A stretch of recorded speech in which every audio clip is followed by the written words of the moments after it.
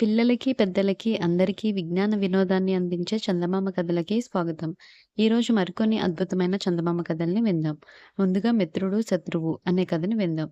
కథలోకి వెళ్తే రాజుగారి కొలువులో ఉన్నత పదవిలో ఉన్న మహానందుడు అహంకారి. ఆయన ఒక రోజున మిట్ట మధ్యాహ్నం మండుటెండలో రాజమార్గంలో నడుస్తుండగా కాలి చెప్పు తెగిపోయింది. అది సరిచేసుకుందామని బాట పక్కన ఉన్న చెట్టు నీడకు చేరాడు. ఆ సమయానికి ఆ చెట్టు కింద వినోదుడనే పేదవాడు ఉన్నాడు. వాడు మహానందుడు బాల్యమిత్రుడు. విద్యారంభంలో ఒకే గురువు వద్ద కొంతకాలం చదువుకున్నారు.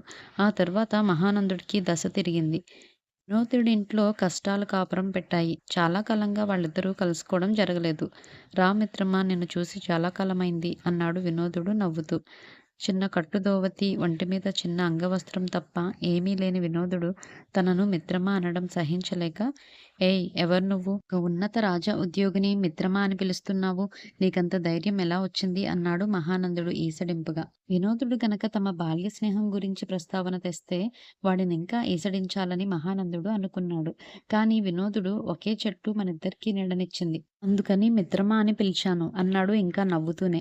స్నేహానికి దారి చూపేది చెట్టు నీడ కాదు, కట్టుబట్ట. ఒకసారి నా బట్టలు చూడు, నీ బట్టలు చూసుకో అన్నాడు మహానందుడు ఎగతాళిగా. దానికి వినోదుడు చిరునవ్వుతో, ఇంటికి వెళ్తే నీవైనా అంగవస్త్రమే కప్పుకుంటావు. ఈ ఎండలెంత మండిపోతున్నాయి. పాపం నీకు బయట నాలాగా బట్టలు కట్టుకునే స్వేచ్ఛ లేదు. అందుకే ఉక్కబోసి చెమటలు కారుతున్న ఒంటిని పట్టుబట్టలతో కప్పావు. ఆ కారణం వల్లే నాకు నీ మీద జాలి పుట్టింది. మరి జాలి మిత్రుల మీదనే కదా ఉంటుంది. మిత్రమా అన్న కారణం అది అన్నాడు. మహానందుడికి ఉక్రోషం వచ్చింది. ఈ కబుర్లకేం గాని, నీవు నాలా రోజు పంచభక్ష పరమాన్నాలు తినగలవా అని అడిగాడు. రోజూ తింటే పరమాన్నము మామూలు అన్నంలాగే ఉంటుంది. అందుకే మన వాళ్ళు పిండి వంటలు పండగ రోజుల్లోనో వేడుక సమయాల్లోనో చేసుకుంటారు.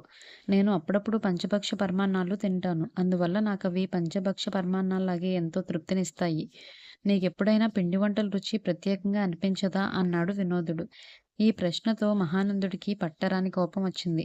అతడు చరచరా రెండో కాలి చెప్పును కూడా చేత్తో పట్టుకుని ఎండలో వెళ్ళగానే కాళ్లకు నేల జుర్రుమని తగిలింది. వెంటనే నీడలోకి వచ్చేశాడు. వినోదుడు రెండు చేతులతోనూ చప్పట్లు కొడుతూ, ఆహా, ఈ దృశ్యం మరింత మనోహరంగా ఉంది మిత్రమా. మనని ఎవరైతే మోస్తారో వాళ్ళను మనము ఏదో ఒక రోజున మొయ్యాల్సి ఉంటుందని గురువుగారు చిన్నప్పుడు చెప్పారు. ఇన్నాళ్ళు చెప్పులు నిన్ను మోసాయి. ఈ రోజు నువ్వు చెప్పుల్ని మోస్తున్నావు మిత్రమా అన్నాడు. మహానందుడిక అక్కడ ఉండలేక కాళ్ళు చుర్రుమంటున్నా లెక్క చేయకుండా వెళ్ళిపోయాడు. తర్వాత ఇల్లు చేరుకొని చెప్పుల చేత మార్చుకొని కొలువుకు వెళ్ళాడు. అక్కడ రాజగుప్తుడు కనబడి, మిత్రమా, ఈ రోజంతో సుదినం అన్నాడు సంతోషంగా. ఈ రాజగుప్తుడు కూడా మహానందుడి బాల్యమిత్రుడు. వారిద్దరూ వినోదుడితో కలిసి మొదట్లో ఒకే గురువు వద్ద చదువుకున్నారు. రాజగుప్తుడు కలిగిన ఇంటి పుట్టి భోగభాగ్యాలతో పెరిగాడు. అందువల్ల ఆయన దూర ప్రాంతాలకు వెళ్లి గొప్ప గొప్ప చదువులు చదివి తిరిగి వచ్చి రాజు కొలువులో ఉన్నత పదవిని సంపాదించాడు. ఆయన మహానందుడు రాజు కొలువులోనే మళ్ళీ కలుసుకున్నారు.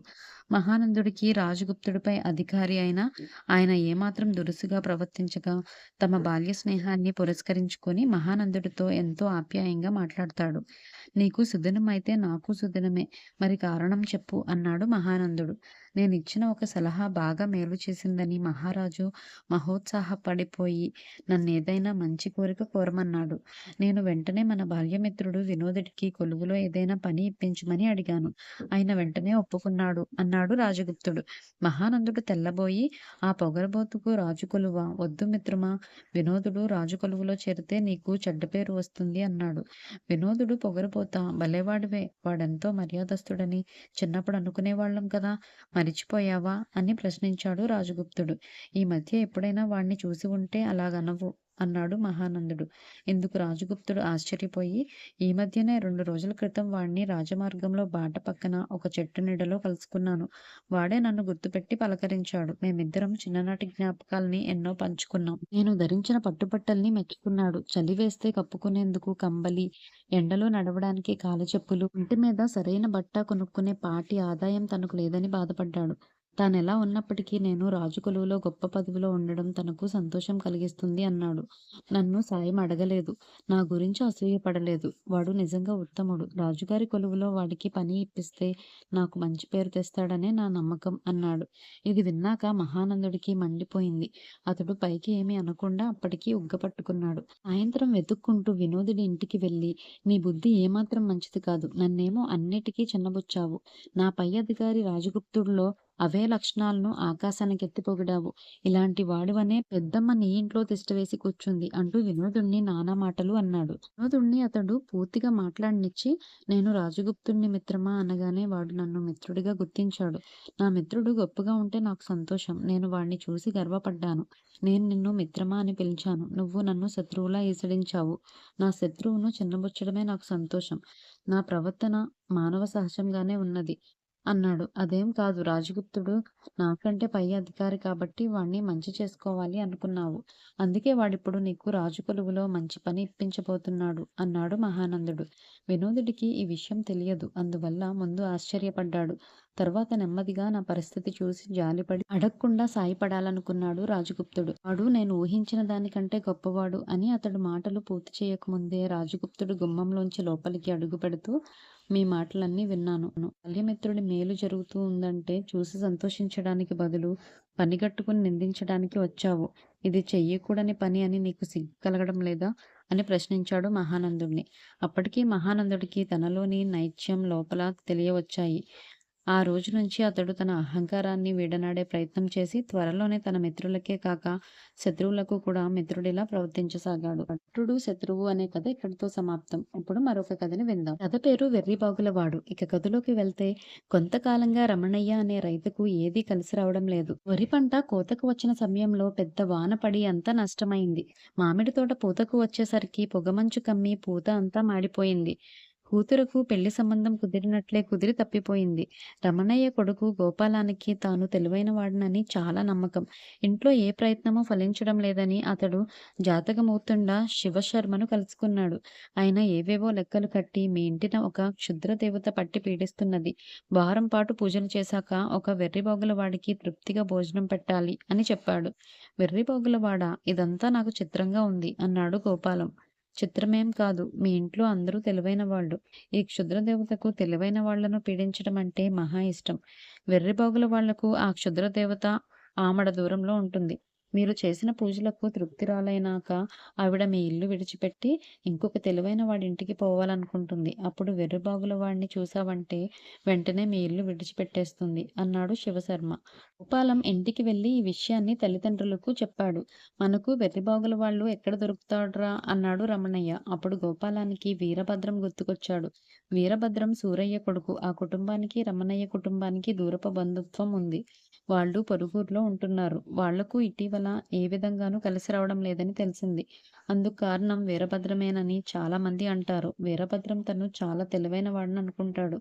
కానీ వాడొట్టి వెర్రిబాగులవాడు. అలా అంటే మాత్రం వాడొప్పుకోడు. అందువల్ల అందరూ వాడికి లేని గొప్పతనాన్ని అంటగట్టి మెచ్చుకుంటారు. ఎంతో తెలివైన వాడివని అంటారు. అపరిమితమైన ఆనందాన్ని చెందుతూ ఉంటాడు. గోపాలం వీరభద్రం గురించి తండ్రికి చెప్పి, మీకు వాడు గుర్తుకు రాకపోవడం ఆశ్చర్యంగా ఉంది అన్నాడు. వాడు వెర్రిబాగుల వాడే. కానీ నువ్వు వెర్రిబాగుల వాడివి కాబట్టి మా ఇంటికి భోజనానికి రా అని ఎలా పిలుస్తాంరా అన్నాడు రమణయ్య. భలే తెలివి నాన్న మీది. వాడికి వెర్రిబాగుల వాడునని చెబుతామా ఏమిటి? మాటలతో ఇంద్రుడిని, చంద్రుడివి అని ఉప్పేసి పిలిస్తే నమ్మేస్తాడు. వాడినెలా మచ్చిక చేసుకోవాలో నాకు తెలుసు. వాడి విషయం నాకు విడిచిపెట్టండి అన్నాడు గోపాలం.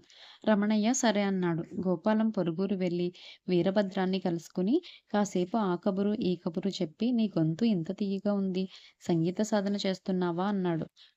చేస్తున్నాను. అంతేకాకుండా కవిత్వం కూడా చెప్తున్నాను అంటూ వీరభద్రం తన రాసిన పద్యాన్ని చదివాడు.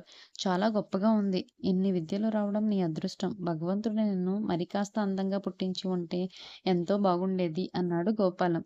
నేను చాలా అందగాడిని చాలామంది అంటారే అన్నాడు వీరభద్రం ఇబ్బందిగా. నేను అబద్ధం చెప్పను. ఉన్నమాటే అంటాను. నీ కవిత్వం బాగుంది, మెచ్చుకున్నాను. నీ గొంతు బాగుంది, ఒప్పుకున్నాను. నువ్వు చాలా తెలివైన వాడవని తెలుసుకున్నాను. అందం కాస్త తక్కువైతే ఆ మాట చెప్పాను. అంత మాత్రాన నువ్వు రూపువేమీ కాదు. ఉన్నమాట అంటే ఉలుకు లేని తెలివి నీది కాబట్టే అంతా నీ గురించి గొప్పగా చెప్పుకుంటారు అంటూ మరికాస్త మెచ్చుకున్నాడు గోపాలం.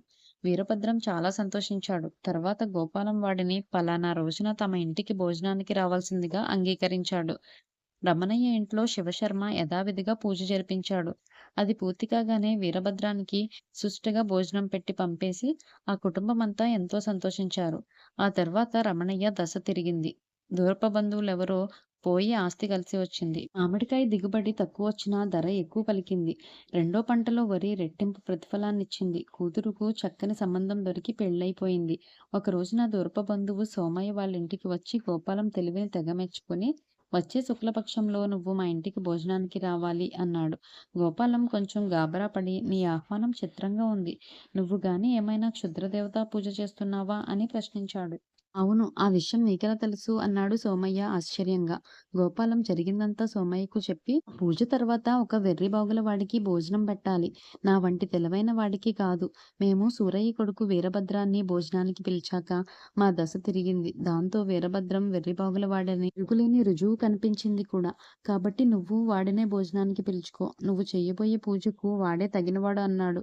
అలా అనుకునే నేను ముందు వాడి దగ్గరికే వెళ్ళాను. వాడు వెంటనే నేను క్షుద్రదేవతా పూజ చేస్తున్నానని కనిపెట్టడమే కాక, అదంతా మూఢనమ్మకమని, ఏ పూజలు లేకుండానే తన ఇంటికి దశ తిరిగిందని చెప్పాడు. నిన్ను చిన్నబుచ్చడం ఇష్టం లేకనో ఏమో నీ సంగతి మాత్రం చెప్పలేదు అన్నాడు సోమయ్య. మరైతే నువ్వు నా దగ్గరికి ఎందుకొచ్చినట్టు? నేను వెర్రిబాగుల వాడినని నీ అభిప్రాయమా? అన్నాడు గోపాలం చిన్నబుచ్చుకుని. భలేవాడివిరా, నీ గురించి నాకేమెక్కువ తెలుసునని నువ్వు వెర్రిబాగుల వాడివనుకుంటాను. నిన్ను భోజనానికి పిలవమని మీ ఊరి జాతక మార్తాండ శివశర్మ చెప్పాడు మరి. కామోసుననుకొని వచ్చాను అన్నాడు సోమయ్య. తనను క్షుద్రదేవత పూజకు ఒప్పించిన శివశర్మ తన గురించి ఏమనుకుంటున్నాడో తెలిసాక గోపాలం ముఖంలో కత్తి వాటుకు నెత్తురు చుక్క లేదు. వెర్రిబాగులవాడు అనే కథ ఇక్కడితో సమాప్తం. మరిన్ని మంచి చందమామ కథల కోసం మళ్ళీ కలుద్దాం. ఈ కథలపై మీ అభిప్రాయాల్ని కామెంట్స్ ద్వారా తెలియచేయండి. మరిన్ని అద్భుతమైన చందమామ కథల కోసం మన ఛానల్ని సబ్స్క్రైబ్ చేసుకోండి.